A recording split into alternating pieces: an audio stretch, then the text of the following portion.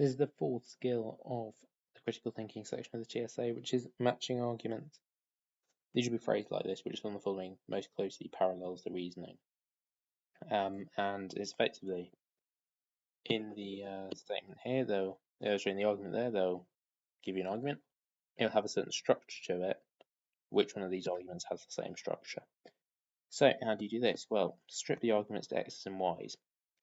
Example, you can become a good footballer if you start to learn at an early age. You did not start to learn until you were an adult, so you cannot become a good footballer. This is the same as if you do something, then you can do something else, y. X did not happen, so y cannot happen. So you can see the reason how I've got to that is, this is saying you can become a good footballer if you start to learn at an early age, okay. So if you do X, then Y will happen, as in if you start to learn football in an early age, then you can become a good footballer. You did not start to learn until you're an adult, no X, as in no learning at an early age, so you cannot become a good footballer, so no Y. Right? That's how you decode it, and then you can see easier on the options what the answer is. And then if that doesn't help you, well, then bad arguments, ones that don't make any sense, are very hard to analyse, and so usually aren't the answer, but that's only as a last resort. So it really is as simple as that. It's probably worth touching on different types of statements though. An if statement is something like if x then y.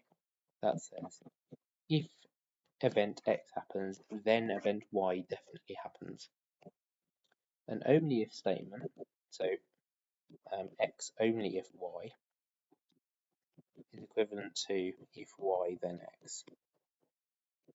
So you just swap them around and then you can make it an if then statement. So this is basically saying x only happens if y happens, or in other words, if y happens, then x also is definitely going to happen. So just mind that if there is that distinction, but let's do some examples anyway. 2021 question 11. A lot of people who fear snakes imagine that their skin is slimy. Snakes are not slimy but have smooth, dry skin. Therefore, if these people were better informed, they would lose their fear of snakes. Okay. This is tricky actually. A lot of people who fear snakes imagine that their skin is slimy. Snakes are not slimy but have smooth, dry skin. Therefore, if these people were better informed, they would lose their fear of snakes. Really, the main argument here is, you can write it in words if x and y don't quite work, but it's if x happens, if these people are better informed, then y will happen. That's clearly how it ends. But the beginning bit is effectively that x has not happened, so y has not happened, right? How I've got to that is it's saying people fear snakes because they think this. Actually, this is not true. If people knew it was not true, then they would. Then people knew it was not true, then this would not be the case. It's quite complicated. I'll maybe write that out. So a lot of people fear snakes, might say. People think X. If you prefer, you can write this. Maybe it's easier. People think X. X. So Y. So think Y as in people think that their skin is slimy, so people are scared of snakes. X is not true. So if people knew X was not true,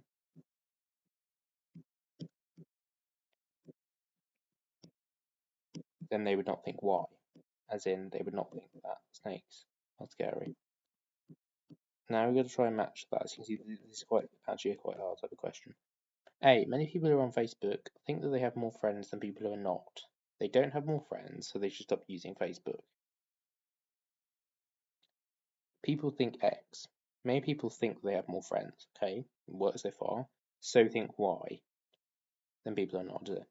They don't have more friends. We're missing this bit, but let's see if it's still, because it's most closely parallel, so it's not always exactly the same. X is not true, so as in to say that they don't actually have more friends, so that works. X is not true, so they should stop using Facebook. Well, we don't actually have a Y anywhere. We have a load of X's, and I guess we introduced the Y here, which is to stop using Facebook, but we don't have a Y in the first part like we did here.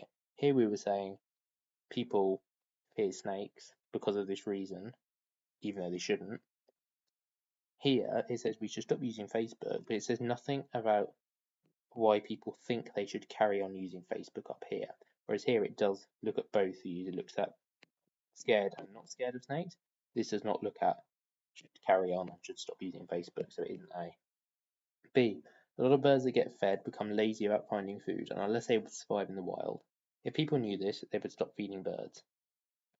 Well, there's nothing about people thinking X and so thinking Y at the start. All it is this last bit here matches this bit here. But again, there's no opposite in the bit before, right? We've not got people think X, but what would happen if people don't? We just have a monologue of what people think, so it's not B. C. Many people who know that ice floats do not know that it's less dense than water.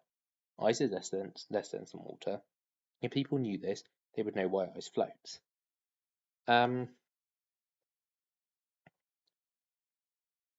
This looks convincing, and I'm going to keep it for now. D. A lot of so-called modern art is regarded as rubbish by people who visit galleries. Not all art is rubbish. If it were, people would not go to art galleries. Well, this is a hypothetical, and it's saying it's not looking at what people think. It's just looking at how things are. So it's not that one. And E. Many people who won't vote Conservative think that Conservatives are all posh. If they knew that not all Conservatives are posh, they'd be willing to vote for them. Well, this looks convincing. People think X. They think the Conservatives are posh. X is not true, as in that if they knew that in fact not all Conservatives are posh, then Y, they'd be vote for them. So here, X is Conservatives are posh, and Y is they would vote Conservative. And this works now perfectly, and just better than C, because it is. People think X, people think Conservatives are posh, that says that there. So think Y, so won't vote for them, they will not vote for them. If they knew that not all Conservatives were posh, X is not true, then they wouldn't vote for them, then Y is true. That matches perfectly, so the answer is E. It's not C. It's tricky to put your finger on exactly why it's not C. Many people who know that ice floats do not know that it's less dense than water. It's saying what people don't know, I guess, rather than what people do know, which is how that one starts. So those sorts of subtleties do matter. But they're tricky. 2017, question 46. When either freedom of speech or freedom of assembly is present in society, democratic government inevitably results. If you live under a dictatorship, you must therefore lack both of these key liberties. This is, if I decode this, when either freedom of speech or freedom of assembly is present in society, results. So, if X or Y exist, Z exists too, as in, if X, freedom of speech, or Y, freedom of assembly, exist, as in present, democratic government exists too, Z exists too. So I can label that X equals freedom of speech, Y equals freedom of assembly, Z equals democratic government. Oh, sorry. Z equals democratic government. So there's two, okay. If you live under a dictatorship, so if no Z, as in no democracy, don't introduce another letter for it, it's just an opposite, you must lack both of these key liberties. So there must be no X and no Y. So it's not no X or no Y, it's no X and no Y. You must lack both of the liberties. Okay, let's see what we can do here. So it has to start with if X or Y exists. So if a house lacks both window locks and a burglar alarm, well, that's saying what it lacks, so I can rule that straight away. It's not saying what it has, it's saying what it doesn't have, so I can rule it out. B, if heat or light is emitted by the body, okay, then its energy decreases, okay. If it follows that, if a body's energy remains constant, as in light, heat and light are not emitted, so no Z. It has emitted neither heat nor light. That's convincing, and it's convincing because neither heat nor light is indeed no X and no Y. It lacks both. That's the key part of this question. So that's convincing. Not certain yet, but convincing. C. Anybody over 21 who holds a university degree or equivalent is eligible for selection. Since Greg is 19 and still an undergraduate, he cannot be eligible. It has nothing to do with lacking two things, so I can rule it out. D. Either the fans are very loyal or they don't mind the team losing week after week. I can rule that out straight away. This is saying either as in a hypothetical. It's not saying, I know this says either here, but it's saying when these things exist, this happens. This is not saying these things exist at all. It's just saying here are the two options.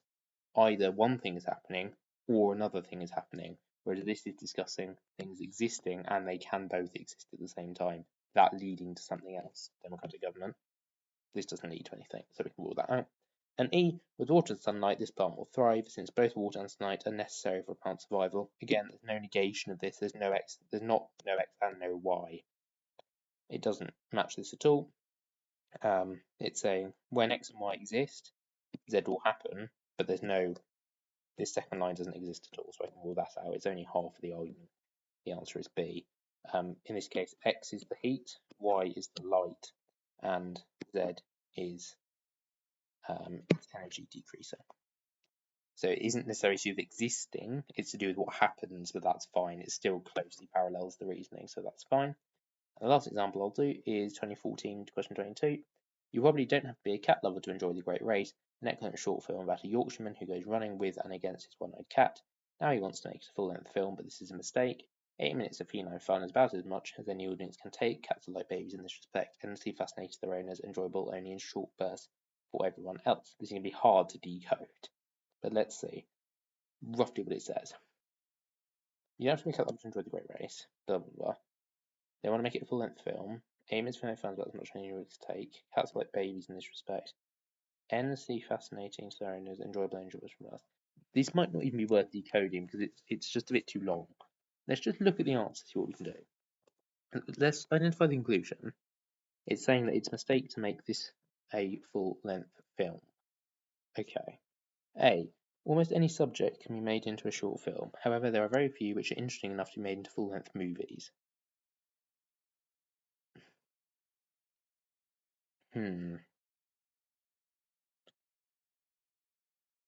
Well, the argument really seems to be getting at people don't want too much of something. They only want 8 minutes of this. They don't want a full-length film. So this isn't mirroring that argument. This is saying,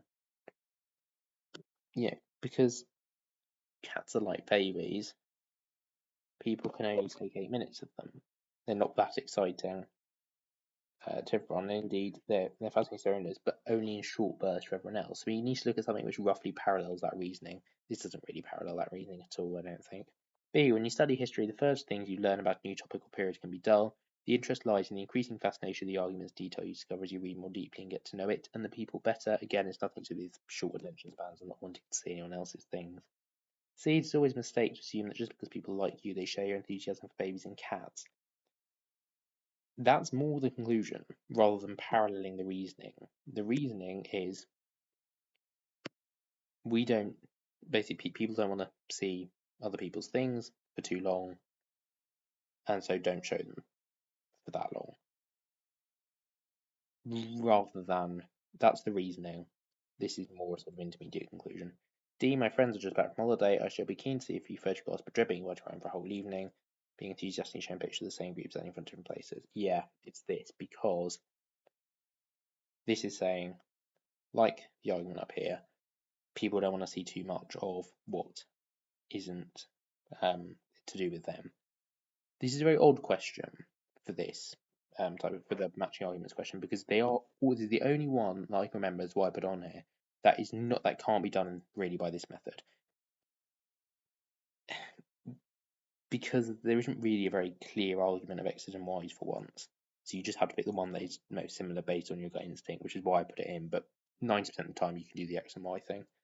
The problem with making films about subjects such as cats and babies is there's not enough variety in their behaviour. Yeah, like just not especially relevant. The answer is D. So hopefully that helps. That's all there is to matching arguments. See you in the next video.